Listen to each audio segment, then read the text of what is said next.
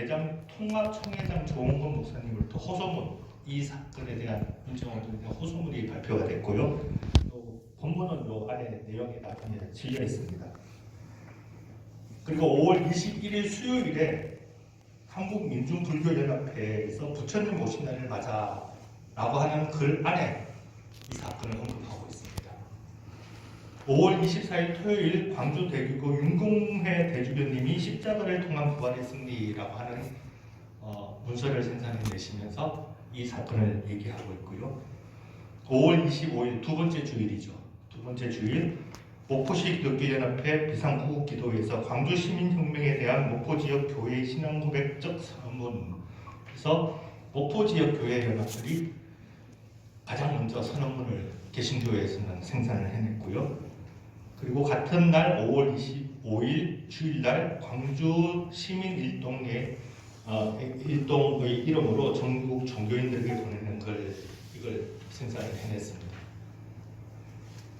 그래서 1980년 5월 18일부터 27일까지 열흘간의 이 항쟁 기간 동안에 그 종교적인 날이 중요한 날이 무엇인지를 한번 확인을 해봤습니다. 해봤더니 우리 개신교 기독교계에는 두 번의 주일을 맞이합니다.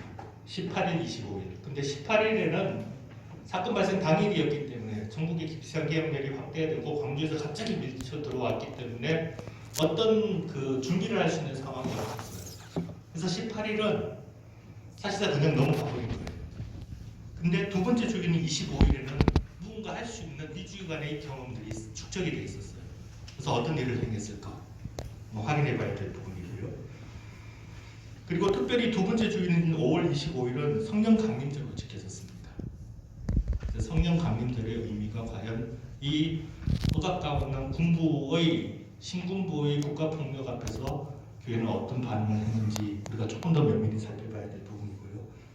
불교계에서는 21일이 석가탄신일이에요. 그래서 불교계에서 말씀드린 한국민족불교연합회 부처님 오신 날을 맞아서 이 사건에 대한 언급을 하고 있는 거거든요. 종교적으로 굉장히 중요한 한 번의 성령 강림절 그리고 석가탄신일을 맞이해서 이 종교인들이 어떤 행사를 준비하는데 이 사건이 그 사이에 있다라는 사실. 그래서 종교인들이 분명히 여기에서 역할을 하고 있다라는 사실을 좀 확인할 수 있었습니다.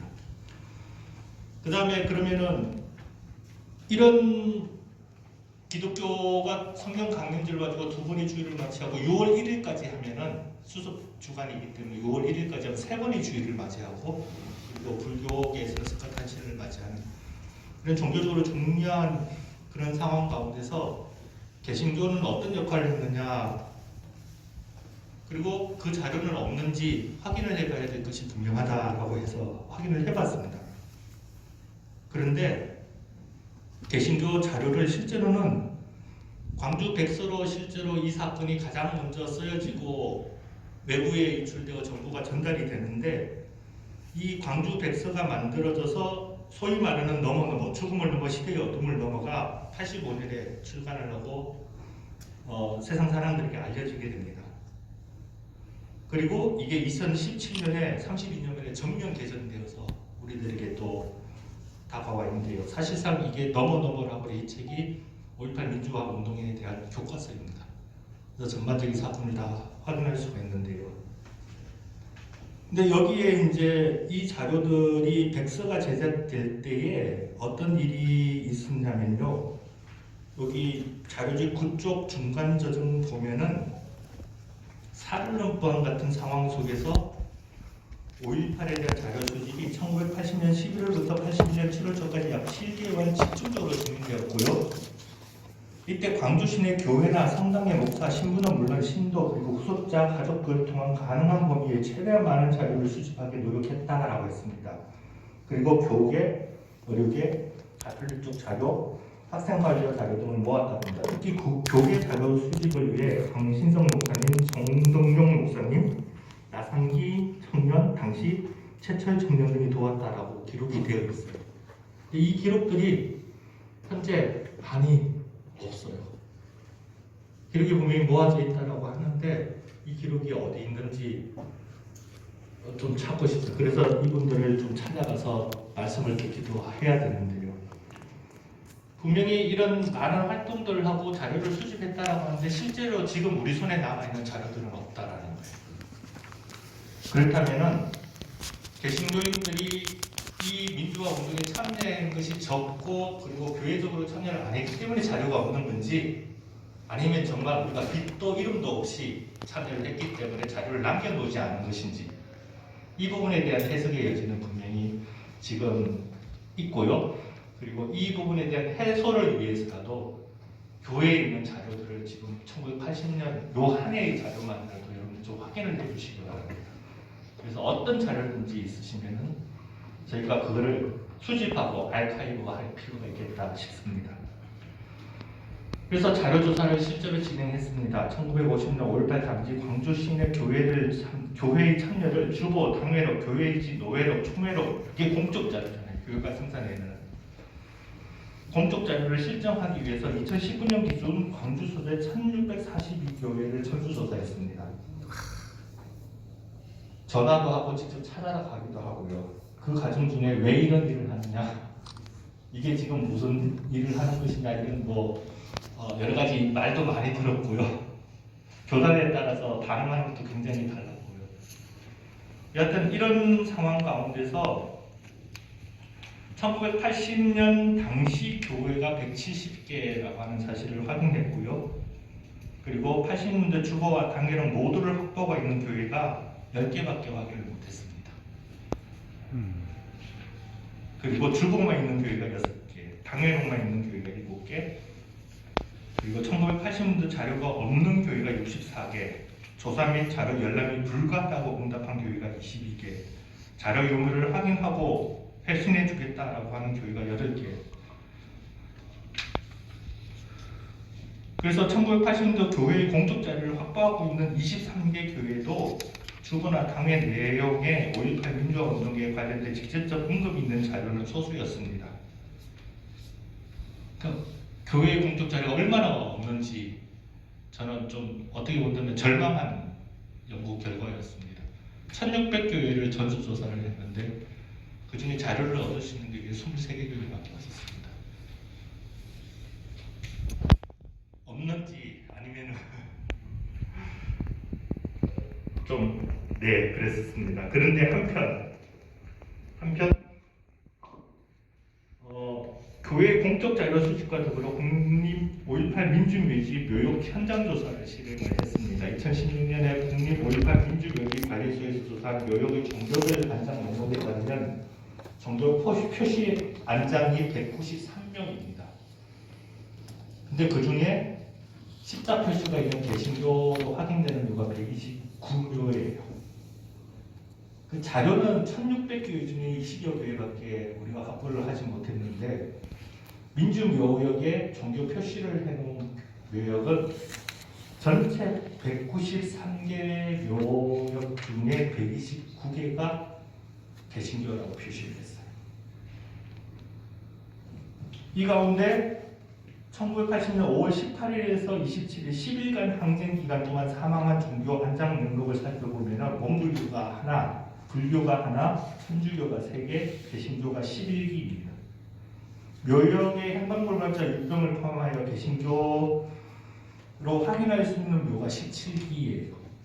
그래서 항쟁 10일 동안의 희생자 중에 개신교로 확인할 수 있는 묘역이 34기, 묘 전체 종교가 34기, 그 중에 개신교가 23기예요.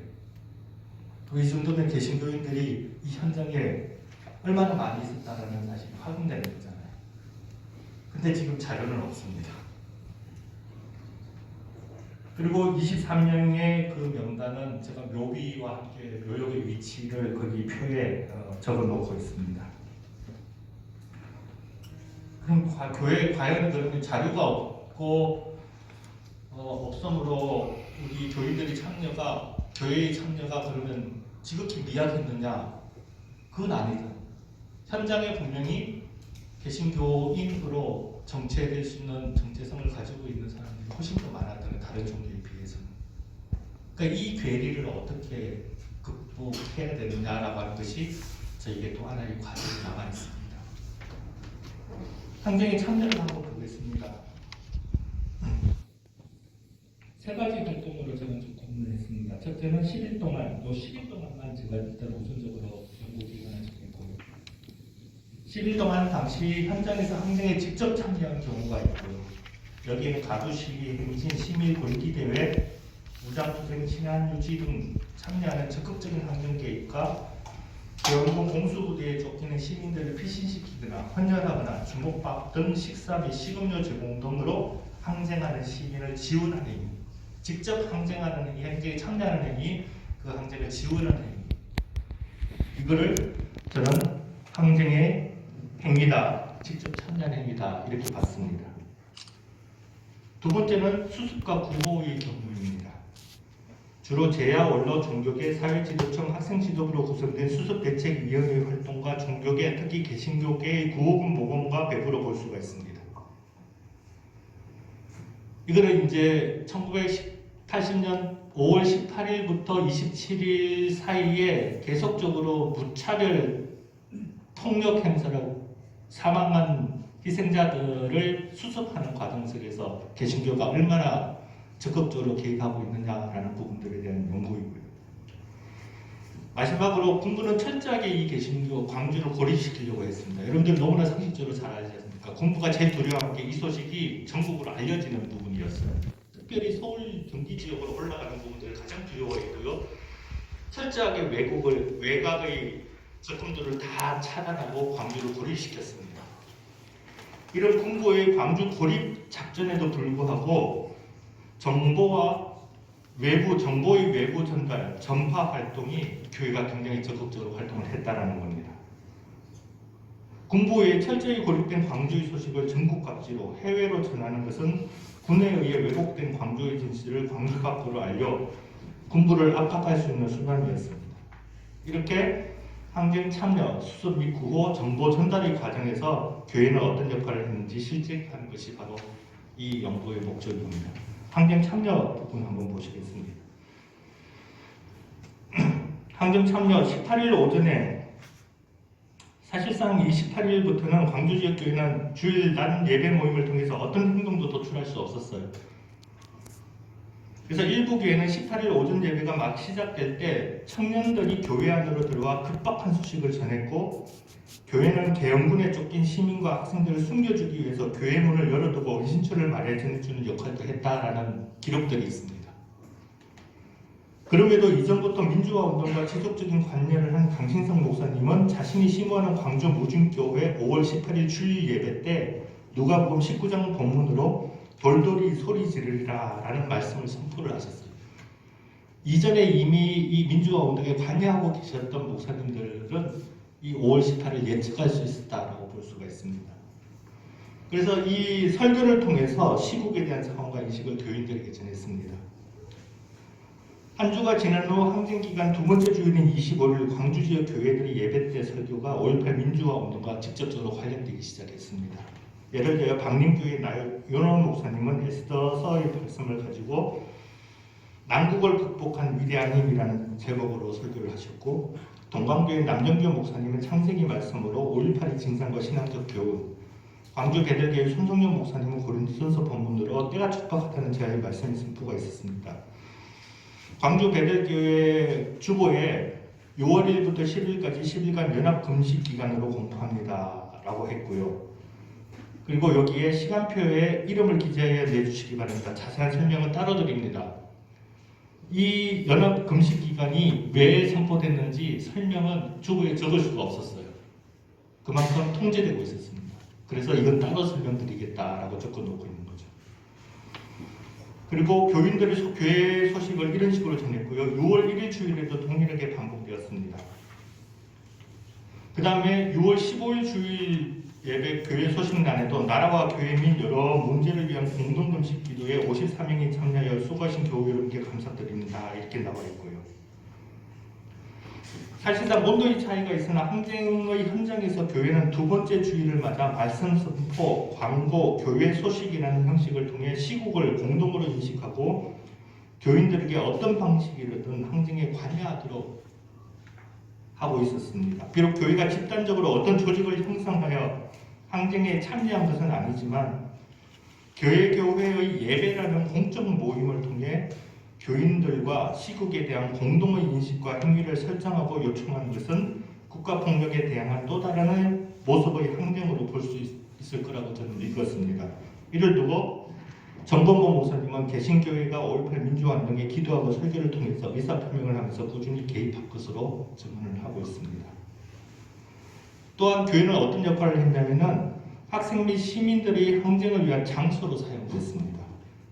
18일부터 투입된 공수부대가 광주 시민 학생을 향해 무차별 폭력을 이룰 때 교회는 필심처가 되어주었고 5월 21일에 전남대학교 학생회가 광주제일교회에서 마이크를 설치하여 어떤 폭력과 방화도 막아야 한다. 광주 시민의 긍지를 살리자고 방송하며 시민들을 설득하는 데 장소로 사용되었습니다. 항쟁의 마지막 날인 27일에도 YWCA에서 밤을 새우던 50여 명의 여성들이 인근교회를 배신하기도 했습니다. 몸을 피하거나 방송하는 장비들을 교회가 제공했다는 거예요. 또한 이 외곽 조직, 교회 연합 조직을 통해서 사실은 이 NCCK가 그 청년 연합을 가지고 있는 게 EYC인데요. EYC의 점 조직을 통해서 수없이 많은 개신교인들, 청년들이 이 운동에, 이 항쟁에 참여하고 있다는 사실을 확인할 수가 있었습니다. 그래서 YMCA, YWCA뿐만 아니라 각 교단 청년연합회 및 한국기독교 청년협회, EYC, 한국기독교 청년협회, KSCF, 대학 YM, YW, KSCF 연합조직인 기독학생연합 이런 청년 조직들, 기독교 조직들을 통해 갖고 굉장히 점조직으로 이 운동에 적극적으로 참여하고 있다는 사실을 확인할 수 있었고 이러한 참여를 유경남 선생님은 이웃 연결망이라고 해서 어떻게 이 개인들이 조직을 통해서 연결되고 있는지를 확인을 했었습니다. 그리고 마지막 끝까지 남아있었던 사람들도 있었습니다. 도청에 남아있었던 사람 문용동, 박영준, 안정필, 유동훈 교회가 되는 청년들입니다. 그래서 이 상에서 살펴본 항쟁 참여의 형태에서 교회 조직은 각 교회별 예배라는 공적 모임을 통해 시국 상황과 인식을 교인과 공유했고 비판하는 방식과 장소의 제공으로 항쟁에 참여한 것으로 보입니다. 그리고 교인들은 좀 더 적극적으로 항쟁에 개입해서 5.18 민주화 운동 현장에 적극 참여하고 활동하고 있음을 우리가 확인할 수가 있습니다. 그 다음에 두 번째는 구호와 수습입니다. 구호와 수습인데요. 저 위에 표에 나열된 것만 쭉 한번 읽어드리겠습니다. 공수부대의 무참한 폭격을 목격한 교회들은 군과 대치한 학생과 시민들과 충돌을 유혈 사태가 계속되어 교회가 사태 수습에 나서야 한다는 의견을 모아서 5월 23일 오전 10시 광주절교회에 62명의 목사 장로가 참여하여 초교파적인 광주시 기독교 수습 대책위원회를 조직하고 위원장 김신건 목사, 부위원장 문정식 목사 등 이렇게 선임을 했습니다. 이 조직은 26일 월요일 오전 9시 30분 광주제일교회에서 다시 모임을 가지고 광주시 기독교 비상구호대책위원회로 정장을 하고 구호 활동을 계속했어요. 이 구호 활동에 참여한 교회가 전국교회로 확산이 됩니다. 그 중에 바로 제가 첫 장면에 보였던 안동교회가 이 구호 활동에 참여했다라는 거죠. 그래서 여기에 보시면은 기도 및 구호원금 전국교회 요청이 5월 19일 날 5.18이 일어나고 난 다음에 예장 통합의 호소문이 곧바로 있었고요. 그 다음에 예장 통합은 6월 30일까지 190교회가 동참해서 임원단이 광주를 방문을 했습니다. 5월 28일, 6월 16일, 8월 2일 계속적으로 상소를 했고요. 물론 27일 광주가 이미 진압된 이후에 방문을 하게 되었습니다. 5월 22일에는 NCCK가 긴급위원회를 가지고 5월 25일 전국교회 기도를 결의를 했고요. 근데 이게 실행되었는지는 아직 확인이 되고 있지 않습니다. 결의한 것은 분명히 문서로 남아있는데 실행되었는지에 대해서는 아직도 확인이 되고 있지 않습니다.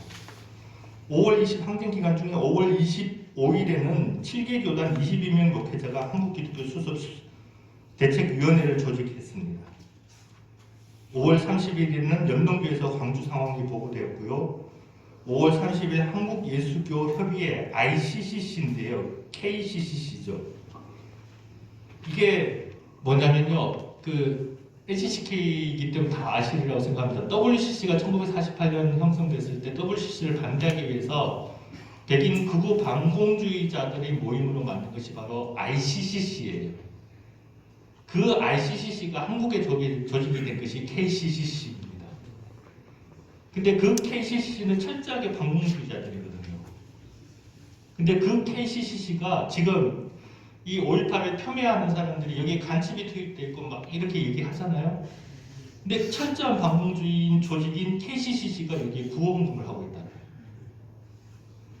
그래서 이 폄훼, 지금도 광주 민주화운동을 폄훼하고 간첩의 조직과 어떤 국가를 전복하려고 한다는 이런 말이 어불성설이라는 말을 바로 이 KCCC가 구호헌금에 참여하고 있다는 사실만으로 우리는 반정을 들 수가 있습니다. 그리고 5월 30일 김열기 열사가 감리교 형제교회 기독교 청년연합회 EYC 농촌선교 분과위원장이에요. 이 사실을 알리기 위해서 종로가 기독교회관에서 투신하십니다. 동포에게 드리는 글이라는 걸 남기고요. 그리고 6월 2일날 7개교단 재경 호남 교육자들이 서울 은광교에서 모여서 이 소식을 공유하고 구호헌금을 합니다. 6월 4일 한국교회 여성연합회 회장 홍덕기 외 6개 교단 산하교회들이 모여서 소식을 공유하고 헌금을 합니다. 대전기독 실업인회 그리고 기장의 광주 시민을 위한 기도회 개최를 하고 헌금을 62개 교회에 동참을 합니다. 6월 9일은 김종태 여사가 역시 기장 성남교계 EYC 회원입니다. 김종태 여사님께서 광주 시민 학생들의 넉살 위하여 호소문을 부리고 분신 자결하십니다. 이 광주 소식을 알리기 위해서 얼마나 많은 교회들이 참여하고 있는지, 그리고 이 수습을 위해서 얼마나 많은 교회들이 그 군부의 서슬퍼런 감시에도 불구하고 참여하고 있는지 확인을 할 수가 있습니다. 국내 교회만이 아닙니다. 세계 교회도 광주에 집중했습니다. 6월 9일 일본 도쿄의 시나가와 교회 담임 목사가 광주를 직접 방문했습니다. 7월 21일 일본 기독교연합 교단 UCCJ가 서신을 보내서 광주 시민에 대한 민주화 운동을 지지하는 선언을 하게 됩니다. 그리고 1980년 8월에는 세계교회 WCC 중앙위원회가 개최되고 여기에 실행위원회에서 한국 문제에 대해서 안건으로 상정하고 도의를 시작합니다. 이렇게 세계교회가 한국의 1980년 5월 18일부터 27일 이 열흘간의 항쟁에 집중적으로 관심을 가지고 정보를 전달하고 구호를 하기 위한 노력을 해왔다는 것이죠.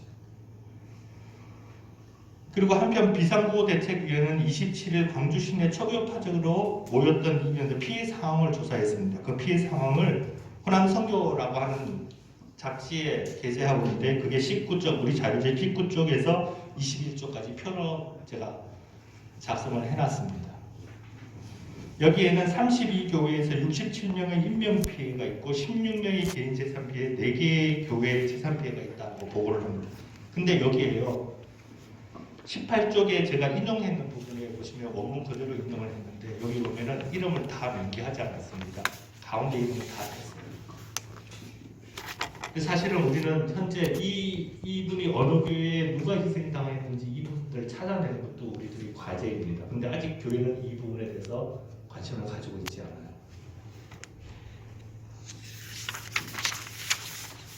말씀드린 대로 1980년 5월 30일 감리교 형제교회 청년 김의기 학생, 서강대학교 학생이었습니다.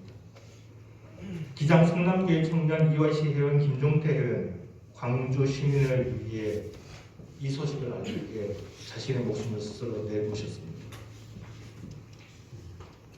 자, 이 정도 되면은 교회가 참여하지 않았다라고 얘기할 수가 없습니다. 자료가 없지만 교회의 참여가 구체화되어 있다라는 사실을 발견할 수가 있습니다. 특히 25쪽에 제가 적어놨습니다. 종교인이 아니었다면 중간에 많은 갈등과 회의를 느꼈을 거예요. 근데 이 일을 통해서 하나님의 약속을 확인할 수 있다고 생각했기 때문에 그 어려움을 견딜 수 있었죠. 김경천님이 말씀하셨어요. 부상자들을 어떤 경우라도 수술하고 살려내야 되겠다. 국가는 이들에게 상처와 죽음을 안겠지만 우리는 기독적 신으로 살리자. 기독가나 간호사셨습니다. 안성래님. 조아라님 같은 경우는 우리 광주의 어머니라고 말씀하시죠.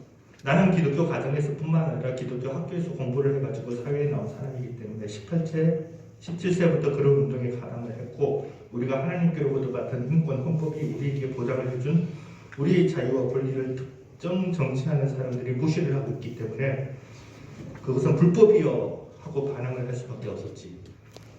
결국엔 뭐냐면은 이 운동에 항쟁에 참여하는 개인들이 전부 신앙에 근거해서 이 운동에 참여하고 있다라는 사실이에요. 물론 철저하게 세속사회에서 종교와 정치가 분리되어 있는 상황 속에서 시민정신을 바로 신앙정신이라고 얘기를 할 수도 있다라고 하는 부분은 조금 더 많은 논의가 필요하겠지만 이분들의 전문 속에서 발견되는 것은 1980년 5월 18일에서 27일 항쟁의 기간 동안 이 운동에 적극적으로 있고 그 현장에 있을 수밖에 없었던 것은 자기 신앙 고백이다 이렇게 얘기를 하고 있는 거예요.